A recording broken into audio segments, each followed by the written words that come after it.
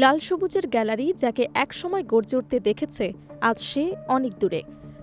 রাজনীতির মারপ্যাচ আর আইনি জটিলতার ঘূর্ণিপাকে আটকে পড়েছে তার ক্যারিয়ারের শেষ অধ্যায়। ভক্তদের অপেক্ষা, শেষবার কি দেখা যাবে মিরপুরে সেই চেনা ব্যাট উঁচিয়ে ধরা মুহূর্ত? মাঠের পারফরমেন্সে তিনি ছিলেন অপ্রতিরোধ্য, কিন্তু জীবনের পিচে এখন ব্যাকফুটে। বলছিলাম সাকিব আল হাসানের কথা। একসময় যার ব্যাটে বলে গর্জে উঠত লাল সবুজের গ্যালারি, সেই বিশ্বসেরা অলরাউন্ডার এখন দেশের বাইরে অবস্থান করছেন। রাজনৈতিক প্রেক্ষাপট ও আইনি জটিলতায় তার ক্যারিয়ারের শেষ অধ্যায় ঘিরে তৈরি হয়েছে অনিশ্চয়তা। দীর্ঘ প্রায় ২ দশকের ক্যারিয়ারে সাকিব নিজেকে নিয়ে গেছেন রেকর্ডের অনন্য উচ্চতায়।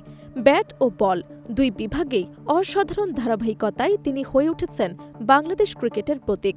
তবে ২০২৪ সালের ৫ আগস্টের পর রাজনৈতিক পরিবর্তনের প্রেক্ষাপটে তার সময়টা আর আগের মতো নেই।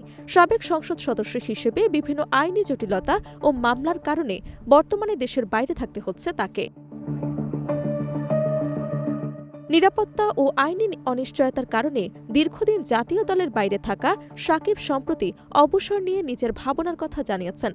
মুম্বাইয়ে এক অনুষ্ঠানে তিনি আশাবাদ ব্যক্ত করে বলেন, খুব শিগগিরই পরিস্থিতি স্বাভাবিক হবে এবং তিনি তার ইচ্ছা পূরণ করতে পারবেন।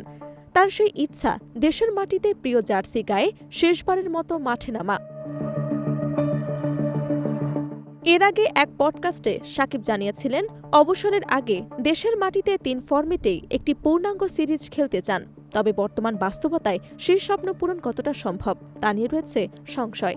তার দেশে ফেরা ও আন্তর্জাতিক ক্রিকেটে প্রত্যাবর্তন এখন অনেকটাই নির্ভর করছে বিসিবি ও সরকারের সিদ্ধান্তের ওপর।